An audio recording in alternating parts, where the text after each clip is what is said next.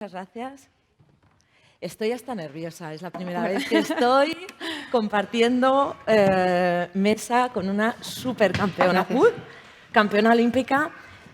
Bueno, Carolina, es la primera vez. Nosotros somos una organización, como sabes, que trabajamos con y para las empresas y es un verdadero honor poder tenerte con nosotros.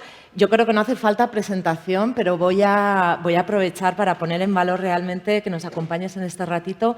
Como sabéis, Carolina Marín es campeona olímpica, 3 veces campeona del mundo y 6 veces campeona de Europa.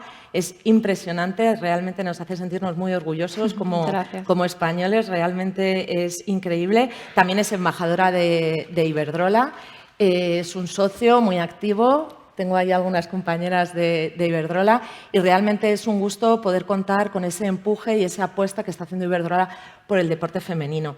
Y voy a empezar contándote una anécdota de esta mañana, porque no puedo dejar de contar esta anécdota. Yo tengo 2 hijas pequeñas, de 6 y 9 y 10 años, y esta mañana les he dicho, chicas, ¿sabéis a quién voy a ver hoy? ¿Con quién voy a hablar hoy? Y les he dicho, con Carolina Marín, ¿la conocéis? Y dice, ¡ah! La pequeña, sí, la campeona de las medallas de la raqueta larga, ¿no? Y yo, sí, esa. Y la mayor me decía, jo, mamá, debes de ser realmente importante si tienes la oportunidad de conocer a Carolina. Y bueno, pues por ahí voy un poco por ese liderazgo, ¿no? que estás haciendo. Nosotros con las empresas, yo creo que la parte común, ¿no? Y en la parte en la que dijimos vamos a invitar a Carolina era porque realmente las empresas del futuro que nosotros estamos intentando acompañar, ¿no? Y que la ONU está intentando impulsar son esas empresas con valores, esas empresas líderes y esas, bueno, pues esas empresas, digamos, que innoven. Y creo que tú representas muy bien desde tu punto, ¿no? Desde tu mundo del deporte, representas muy bien esos valores y ese liderazgo. Entonces, bueno, por dejarte hablar, porque realmente nos tenemos muchas ganas de hablar contigo.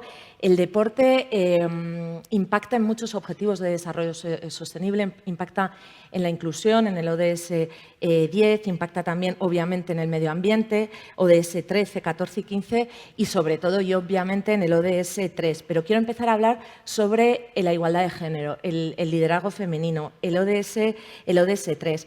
De los deportistas de alto nivel, sabemos que en torno al 62% son hombres y solo el 38% son mujeres. Sin embargo, estas mujeres deportistas estáis transmitiendo lo que decía antes, esos valores, esa marca España. Tú, desde tu experiencia, ¿crees que el sector del deporte tiene esa capacidad especial de influir sobre el liderazgo femenino? Y realmente, ¿cuál ha sido tu experiencia? Y ya me callo porque tengo muchas ganas de escucharte. Bueno, lo primero es un placer y muchísimas gracias. El placer, desde luego, que es mío el poder estar aquí charlando contigo. Bueno, y con todas las personas que están aquí presentes. Y, bueno, pues respecto a tu pregunta, efectivamente, creo que todavía el factor del hombre nos está llevando una ventaja, pero sí es cierto desde que hace ya muchos años, en mi sector, que es el deporte, cada una de las mujeres estamos poniendo nuestro granito de arena precisamente para que también los medios de comunicación nos den mucho más voz, nos conozcan mucho más. Sí es cierto que a día de hoy, algo que antes era más impensable, ya las mujeres cuando ganamos grandes títulos salimos en las portadas de los periódicos, cosa que ya te digo que antes era impensable. Que todavía queda mucho trabajo por delante, sin ninguna duda, pero creo que hemos avanzado bastante y estamos dando pasos gigantes que a día de hoy creo que se necesitan, sobre todo para que, como tú bien has dicho, precisamente pues tu hija sepa lo que es el bádminton y gracias a eso se puedan ver reflejados en valores que las deportistas mujeres transmitimos. Totalmente. De hecho, lo he vivido justamente en primera persona, ver esa necesidad, ese liderazgo de mujeres, que realmente las niñas pequeñas vean que se puede llegar, ¿no? a hacer cosas increíbles.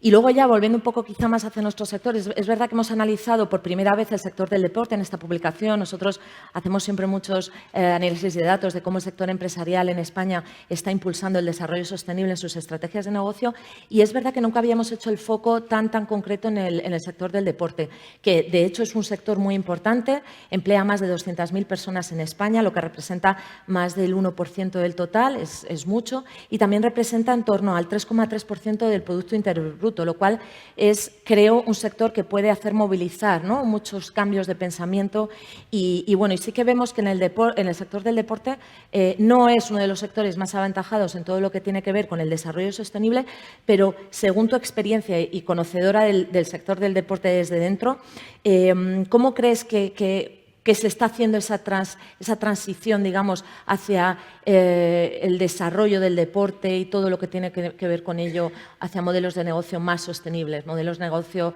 de eventos, justamente, ¿no?, del impacto en las personas? ¿Cómo crees que se está haciendo esto? Pues sí, efectivamente, el sector del deporte se está expandiendo cada vez más, sobre todo porque, como tú has dicho, creo que a día de hoy se están dando muchos puestos de empleos que son muy importantes para muchísimas personas, que es lo que se necesita hoy en día.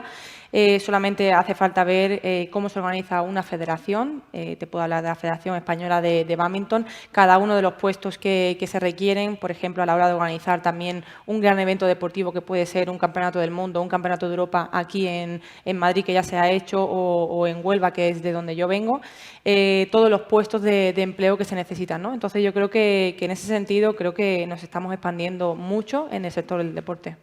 Y en concreto en tu deporte, ¿la innovación la estás viendo? O sea, ¿de qué manera se está innovando para mejorar el deporte en sí mismo, el bádminton en tu caso? ¿Ves que se está impregnando, digamos, de estas innovaciones? Hemos conocido sectores muy diferentes, pero ¿está entrando la innovación en el bádminton? ¿Crees que lo ves así? Sin ninguna duda, sobre todo porque el bádminton es un deporte que sin innovación precisamente no se avanza. Por lo tanto, imagínate que yo llevo en bádminton muchos años y sobre todo aquí en Madrid 15 años. Si yo no hubiera innovado, por ejemplo, a la hora de mi modo de jugar, yo estaría ahora mismo compitiendo contra Asia entera, que normalmente ya compito contra ellos, pero claro, yo a día de hoy tengo que innovar, por ejemplo, en mis estilos de juego. Entonces, en ese sentido, tanto en mi juego como en lo que es en general en el bádminton, se está notando mucho porque cada día, cada año, cambian muchas cosas.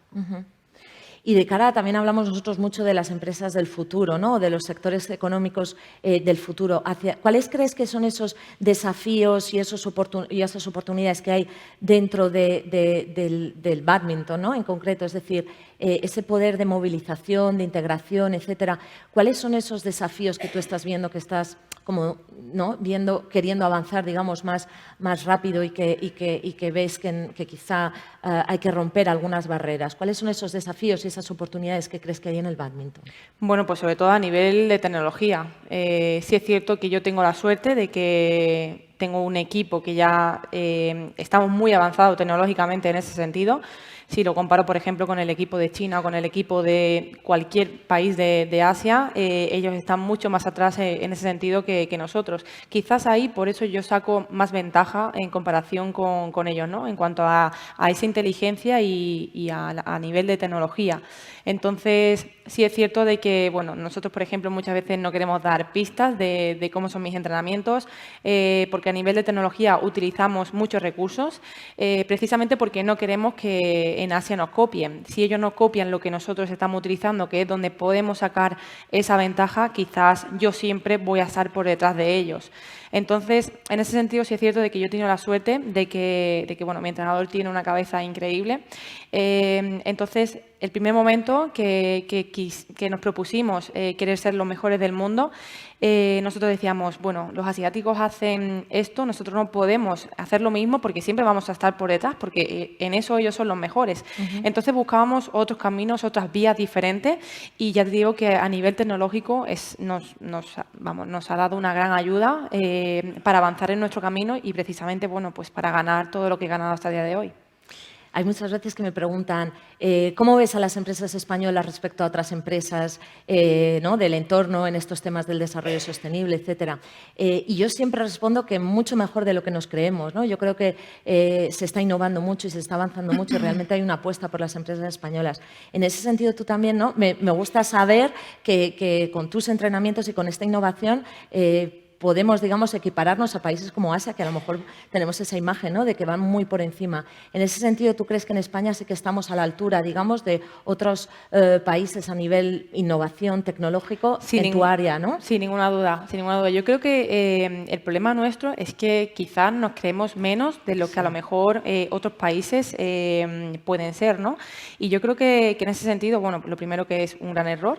Y lo segundo también porque a nivel tecnológico seguramente estemos mucho más por encima que otros países.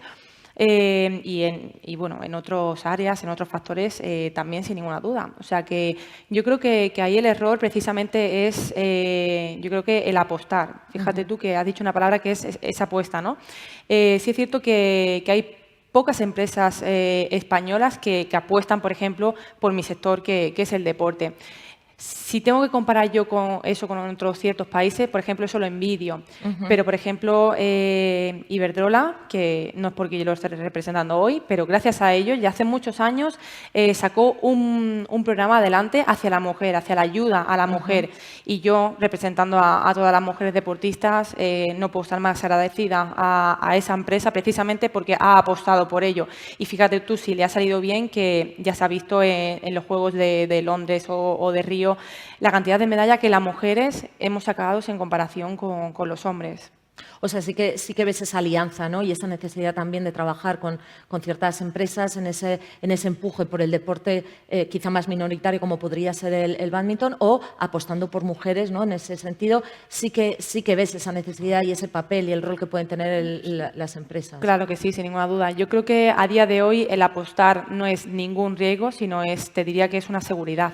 Entonces, yo animo a todas las empresas que arriesguen un poco, entre comillas, porque al fin y al cabo yo creo que van a tener esa seguridad de que van a salir ganando de una u otra forma. Genial, Carolina. Bueno, pues simplemente queríamos tener este ratito contigo. Ha sido muy breve, pero bueno, queríamos tener la ocasión de charlar, ¿no?, con una persona fuera del ámbito más de empresarial, y para nosotros es un placer. Como digo, creo que hablo por todos con el orgullo que representes, ¿no?, a nuestro país en estas competiciones tan importantes. Te deseo muchísima suerte, muchísimos éxitos. Estoy segura que lo vas a seguir logrando.